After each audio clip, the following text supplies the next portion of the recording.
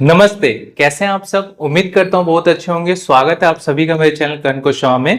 चलिए आइए स्टार्ट करते आज के अपने शेयर मार्केट के क्लास 22 को, जिसमें हम जानेंगे एशिया मार्केट के इंडेक्स के बारे में। ठीक है, तो सबसे पहले ये बता दूं, चाइना और जापान ये दो ऐसे नाम है जो पूरे एशिया मार्केट को कवर करते हैं।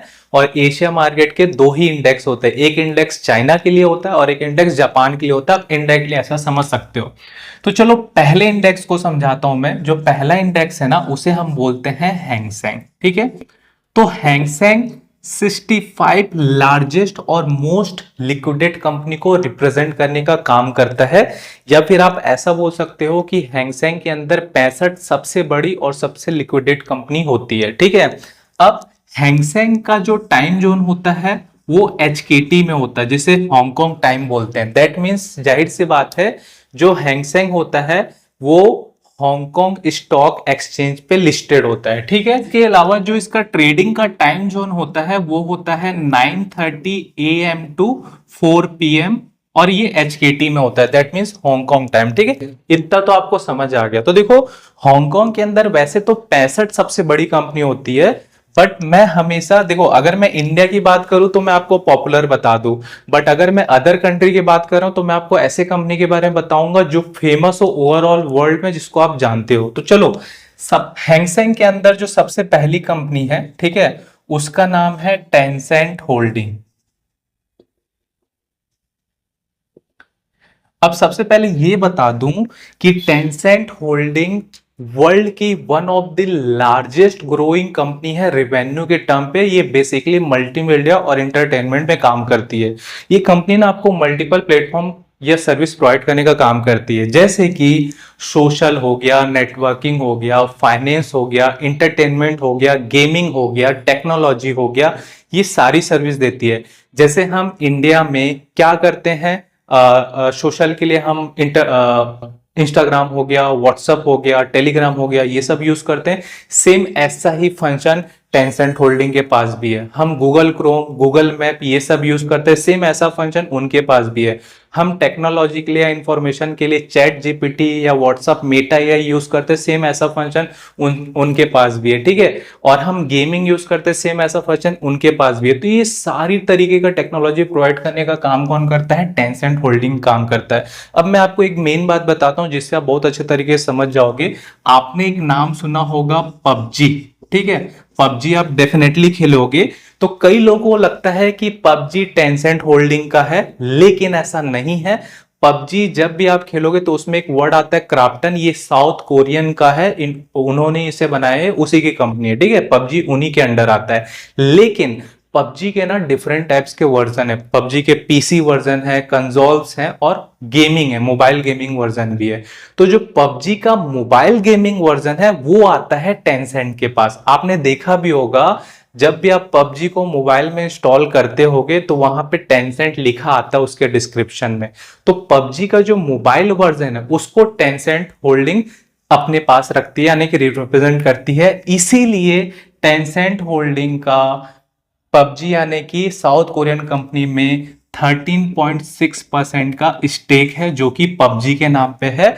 और क्योंकि Tencent holding mobile version PUBG को होल्ड करती है, इसीलिए वो काफी अच्छा मुनाफा कमा के दे रही है साउथ कोरियन कंपनी को, जो कि पबजी को ओन करते हैं।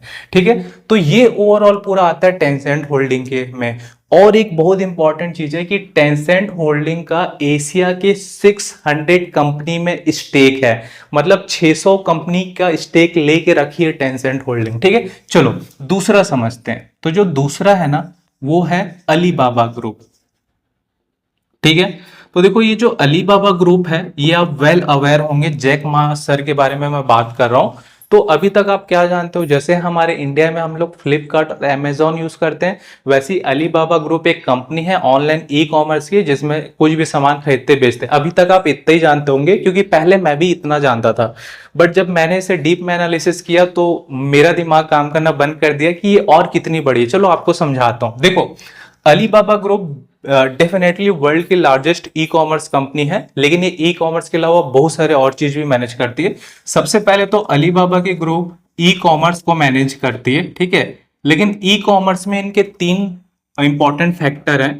एक होता है B2B, दूसरा होता है B2C और तीसरा होता है C2C। ये तीनों में ही अपने ई कॉमर्स को मेंटेन करती है। अब B2B का मतलब होता है बिजनेस टू बिजनेस। आप अगर शार्क टैंक इंडिया देखते होगे तो आपने ये टर्म जरूर सुना होगा। तो बिजनेस टू बिजनेस का मतलब क्या होता है, जब कोई बिजनेसमैन अपने प्रोडक्ट को किसी दूसरे बिजनेस पर्सन ही, जैसे कि कोई होटल हो गया, कोई रेस्टोरेंट हो गया, ऐसे लोगों को सेल करते हैं, तो इसे B2B बोलते हैं। B2C का मतलब क्या होता है, B2C का मतलब होता है बिजनेस टू कंज्यूमर। मतलब जब कोई बिजनेस पर्सन अपने प्रोडक्ट को किसी कंज्यूमर यानी कि कस्टमर को सेल करते हैं तो इसे हम B2C कहते हैं।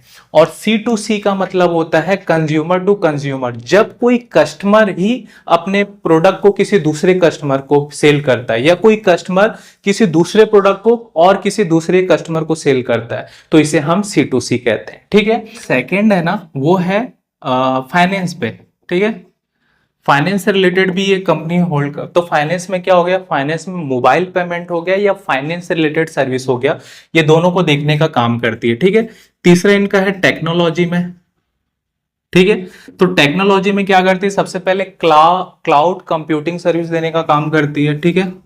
Cloud computing. ठीक है। उसके बाद इनका आर्टिफिशियल इंटेलिजेंस वाला भी काम होता है। उसके बाद इनका इंटरनेट इंफ्रास्ट्रक्चर पे भी काम होता है। ठीक है। जिन लोगों को नहीं पता होगा कि क्लाउड कंप्यूटिंग क्या होता है, तो क्लाउड कंप्यूटिंग का मतलब ये होता है कि कंप्यूटर से रिलेटेड सेवाएं प्रदान करना, जैसे कि सर्वर हो गया, सॉफ्टवेयर हो गया, एप्लीकेशन हो गया, डाटा बैकअप हो गया। ठीक है। इस टाइप का सर्विस देने को ही क्लाउड कंप्यूटिंग कहते हैं। तो ये काम करती है।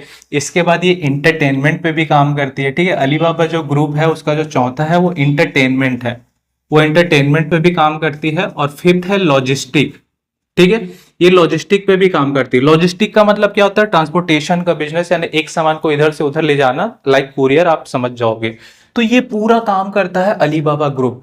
अब कुछ ऐसे इंपॉर्टेंट फैक्टर है जो कि अलीबाबा ग्रुप को और ज्यादा वैल्यूएबल बनाते हैं, जैसे कि अलीबाबा ग्रुप जब अपना आईपीओ लाई थी 18 सितंबर 2014 में, तो इसके जो आईपीओ का साइज था वो था 21.8 बिलियन डॉलर, जो कि वर्ल्ड का लार्जेस्ट आईपीओ है अभी तक। अब मैं आपको एक बात बताता हूं, 1 बिलियन इज इक्वल टू होता है 100 करोड़ या फिर 1000 मिलियन, और 1 मिलियन इज इक्वल टू होता है 10 लाख। ठीक है। तो आप निकाल लो कि 21.8 बिलियन डॉलर इंडियन रुपीस के अकॉर्डिंग कितना होगा। मेरे कैलकुलेशन के बाद तो करोड़, 10 करोड़, अरब, 10 अरब, खरब, 10 खरब, उतना तक जाएगा, डेफिनेटली जाएगा। ठीक है। तो आप मुझे कमेंट करके जरूर बताना कि 21.8 बिलियन डॉलर इंडियन रुपीस के हिसाब से कितना होगा। अब देखो 2014 में जो डॉलर का प्राइस चल रहा था वो 60 रुपीस के आसपास चल रहा था, अभी 89 रुपीस के आसपास चल रहा है। तो मुझे अब करंट 89 रुपीस प्राइस के हिसाब से मुझे कमेंट करके बताना कि 21.8 बिलियन डॉलर करंट अभी डॉलर के प्राइस के अकॉर्डिंग कितनी वैल्यू होती है इंडियन रुपीस के हिसाब से। ठीक है। तो अलीबाबा ग्रुप वर्ल्ड का लार्जेस्ट आईपीओ था। ठीक है। दूसरा, वर्ल्ड का लार्जेस्ट ई प्लेटफॉर्म है अलीबाबा ग्रुप। ठीक है। तीसरा, जो क्लाउड कंप्यूटिंग है उसमें चाइना का टॉप लीडिंग है वो। और चौथा, ये जो मोबाइल पेमेंट और फाइनेंस सिस्टम है ना, इसको अलीबाबा ग्रुप ने लेके आया था। ठीक है। तो अलीबाबा ग्रुप हो गया, ये दूसरा इंडेक्स हो गया हैंगसेंग का। अगर मैं तीसरे इंडेक्स की बात करूं तो तीसरा इंडेक्स है चाइना मोबाइल। ठीक है। अब देखो चाइना मोबाइल के बारे में मैं क्या ही आपको बताऊं, आप बचपन से लेकर 2 कैमरे वाले, 3 कैमरे वाले, 4 सिम वाले, पता नहीं कैसे कैसे फोन यूज किए होंगे। खैर ये सब तो वहां के जो बच्चे होते हैं वो एक्सपेरिमेंट करके बनाते रहते हैं। तो आप जो भी ओप्पो हो गया, वीवो हो गया, Xiaomi हो गया, वन प्लस हो गया, लिनोवो हो गया, टेक्नो हो गया, ये सारे जितने भी ब्रांड है ना, सब चाइना के ब्रांड है। तो चाइना मोबाइल चाइना का लीडिंग मोबाइल प्लेटफॉर्म है, जो कि डेफिनेटली मोबाइल पे काम करता है। मैं और डीप नहीं बताऊंगा क्योंकि उतना नेसेसरी नहीं है।